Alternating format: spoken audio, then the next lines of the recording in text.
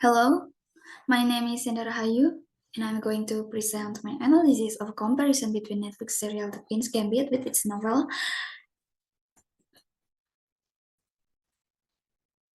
The Queen's Gambit is a novel with chess theme written by Walter Davis in 1983. In 2020, the novel The Queen's Gambit was adapted into a television series by Netflix, even though they had experienced rejection before by many studios. The series consists of 7 episodes and casts Anya Taylor-Joy as Elizabeth Harmon, the main character. The Queen's Gambit series is directed by Scott Frank, an American director and scriptwriter who has experience in the film and television industry. For the summary, the novel tells about a girl named Elizabeth Harmon who is introduced to the game of chess at the orphanage where she lives. Elizabeth, or simply called Beth, shows immense talent in playing chess and quickly rises to become one of the best chess players in the world. The novel depicts Beth's journey of challenge, addiction, and success in the world of chess. While she reaches the peak of her popularity, she also struggles with personal problems and fights in her own life. While the film's adaptation, there's a difference between the series and the novel. The Queen's Gambit lies in the way of the story and characters are treated. In the series, we learn more about the drug addiction problem faced by Beth. This gives stronger emotion to the story and makes us more connected to the Beth character's journey. In addition, in the series, some supporting characters such as Betty Watts, Jolene, and Harry Beltix are given bigger roles so that we can better understand their relationship with Beth. Next is the character. In the novel The Queen's Gambit by Walter Davis, there are several main characters that present an interesting story. Next, the characters in film adaptation. First one, Beth Harmon. In the novel, Beth is portrayed as a more introspective and introverted character. Her internal struggles and thought process are explored in greater detail, giving readers deeper insight into her mind.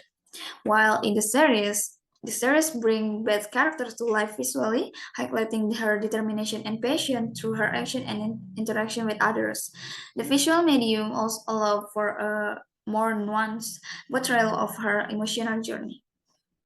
Second is Alma Whitley. Alma is depicted as more complex and troubled character in the novel. Her struggles with alcohol are explored in greater depth, showcasing her own battle with addiction and how it affects her relationship with Beth. While in the series expands on Alma's character more, highlighting her role as a mother figure and the complexities of her relationship with Beth. While her addiction is still present, it is portrayed slightly differently, focusing more on her use of tranquilizers. Jolene. Jolene's character is present in the novel, but her role is relatively minor. She is depicted as a supportive friend who offers guidance to Beth. While the series expands Jolene's character significantly, giving her a more prominent role. Jolene becomes a constant presence in Beth's life, offering emotional support and serving as a pillar of strength throughout the series. Harry is depicted as a more prominent character in the novel. He serves as a primary rival, a friend to Beth, and their relationship is explored in greater detail. While Harry's character is still significant in the series, his role is slightly diminished compared to the novel. The focus shifts more towards Bear's journey and her interaction with other characters. 5-1 is Benny Watts. In the novel, Benny is portrayed similarly in both the novel and the series as a skilled chess player who becomes a mentor-like figure to Beth. His charisma and competitive spirit are key aspect for his character. The series brings Benny's character to life, emphasizing his role as a mentor and a formidable opponent for Beth. His charisma and charm are showcased through his on-screen presence and interaction with Beth. The dialogue in the series and the novel The Queen's Gambit differs due to the adaptation process. The series expands curtain dialogues, condense others, and emphasize visual storytelling. Character interaction and adaptation choice may also lead to change in the dialogues, and despite of These differences, both versions stay true to the overall story and maintain the same narrative. However, there's example of dialogue opening when Beth was introduced to chess game that didn't change from the novel. We can see the dialogues in the novel are same.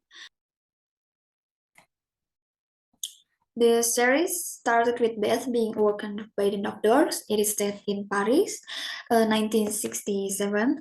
In the novel, the opening of the story is Beth understanding that her mother died in the accident, and then she was taken to an orphanage and started a new life there.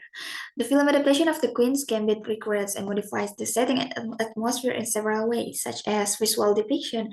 The film adaptation uses visual storytelling to bring the setting to life, like in 1950s and 1960s of the time period, and expanded location. The film adaptation further expand of them, like Kentucky, Mexico City, Las Vegas, and Moscow are other settings. Some differences of the plot. The first one is Beth's addiction. The series and the novel portray the consequences of Beth's addiction differently. While in the series, it is emphasizing her alcohol consumption as a contributing factor to her defeat, while the novel explores her use of pills and her decision making in a discreet manners. The second one is relationship with Benny Watts. The adaptation of The Queen's Gambit shows the romantic aspect of Beth's relationship with Benny. In the book, Beth spends more time with Benny in New York, and their relationship is depicted with greater depth and complication. The third one is Cleo doesn't exist in book. This character interaction has an impact on Beth's match against Borgov, while in the book the characters Cleo doesn't exist. And then for the conclusion, the adaptation of The Queen's Gambit effectively captures the essence of the novel while making necessary changes to enhance the visual storytelling and character development.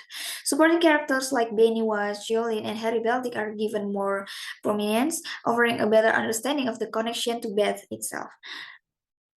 Um, Despite these differences, both the series and the novel share common themes of struggle, intelligence, addiction, and self-discovery within the chess world. That is my presentation. Thank you for watching and have a nice day.